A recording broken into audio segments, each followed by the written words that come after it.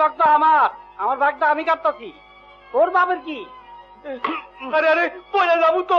পৃথিবীর সবচেয়ে কঠিন কাজের মধ্যে একটি হলো মানুষকে হাসানো।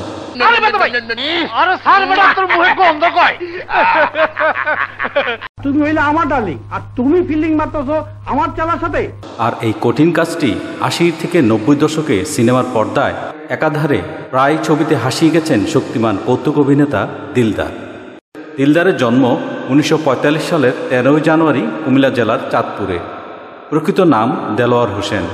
এসএসসি পাশের পর আর পড়াশোনা করা হয়নি তার। ১৯৭৫ সালে রুকেয়া বেগমের সাথে তার বিবাহ বন্ধনে আবদ্ধ হয়। তার রয়েছে দুটি কন্যা সন্তান। বড় মেয়ে মাসুমা আক্তার, একজন দন্ত চিকিৎসক। ছোট মেয়ে জিনিয়া। দেশ স্বাধীনের আগে চলে আসেন ঢাকায়। এসে একটি থিয়েটারের সঙ্গে যুক্ত হন। অভিনয় দিয়ে কাজ শুরু করেন তিনি। পাশাপাশি হোটেল পূর্বানীতে চাকরি করতেন দিলদার। বাংলাদেশের নাটক সিনেমার আরেক গুণী অভিনেতা অমল বোসের সাথে দেখা হলে কথায় কথায় অভিনয়ের অফার পেয়ে চলে যান এফডিসিতে। ২০ বছর বয়সে প্রথম ক্যামেরার সামনে দাঁড়ান তিনি। কেন এমন হয়? চলচ্চিত্র দিয়ে ১৯৭২ সালে যাত্রা শুরু। প্রথম সিনেমাতেই তিনি তার অসাধারণ সৃষ্টিশীল অভিনয় দিয়ে সকলের নজর কেড়েছেন। সেই সময় এই সিনেমাটি ব্যবসা সফল হলে তাকে আর ফিরে তাকাতে হয়নি। আসে একের পর এক সিনেমার অফার।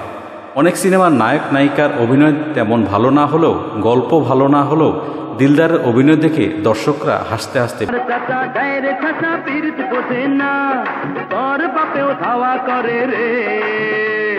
তালে তালে বুড়ি নাচাইয়া।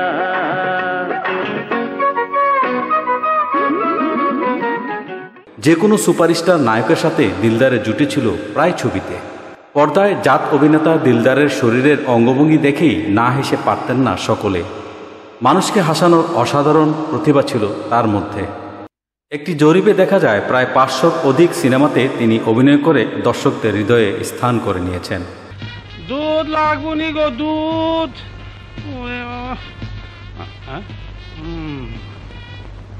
বেশি কাপ বেশি করে খা, পানি দিয়া মিশাইয়া খা। বাংলার মানুষ ঠইকা যা, দুধের বদলে পানি খা। দিলদারের কাছাকাছি এখনও আসেনি সিনেমা জগতে কোনো কৌতুক অভিনেতা, হয়তো আসবেও না, এটাই স্বাভাবিক। এইটা একটা পেস্টিজের ব্যাপার না, তাই দৌড়ের উপরে আসি আর কি। আচ্ছা, দুধ বেচতে পেস্টিজে লাগে, চুরি করতে পেস্টিজে লাগে না? আপনারা শুনে অবাক হবেন, এফডিসিতে অনেক পরিচালক ও প্রযোজকের কাছে প্রায় ৮০ লক্ষ টাকা পাওনা ছিল তার, যা আজও পরিশোধ করেনি অনেকেই। দিলদারের অভিনীত কিছু কৌতুক অভিনয়। পুরো বুঝাইতাছি তো। বুঝাইবি বুঝাইবি যখন ভালো করে বুঝাবি, উল্টা পাল্টা বুঝাইবি না। আচ্ছা বাবাজি, কম লাগবো না। কি বাবাজি? জি চল, তোরে এক্ষুনি লইয়া দেশ সফরে বাইরামু। চল ওঠ, তো গাইতে ওঠ।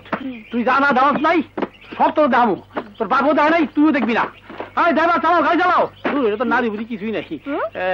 ১৩ জুলাই পৃথিবীর মায়া ত্যাগ করে চলে যান ওপারে। মাত্র ৫৮ বছর বয়সে তিনি পরপারে পাড়ি দেন। প্রথম কয়েক বছর বিভিন্ন সংগঠন মৃত্যুবার্ষিকী পালন করলেও এখন তা আর চোখে পড়ে না।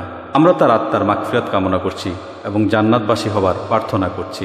আমাদের এই চ্যানেলে কিছু গান ও সিনেমার কাটপিস দিয়ে ভিডিও নির্মাণ করা হয়েছে, যা একজন দিলদারকে স্মৃতিতে ধরে রাখার প্রয়াস মাত্র। আসুন এই গুণী অভিনেতার জন্য দোয়া করি, ওপারে ভালো থাকুক তিনি।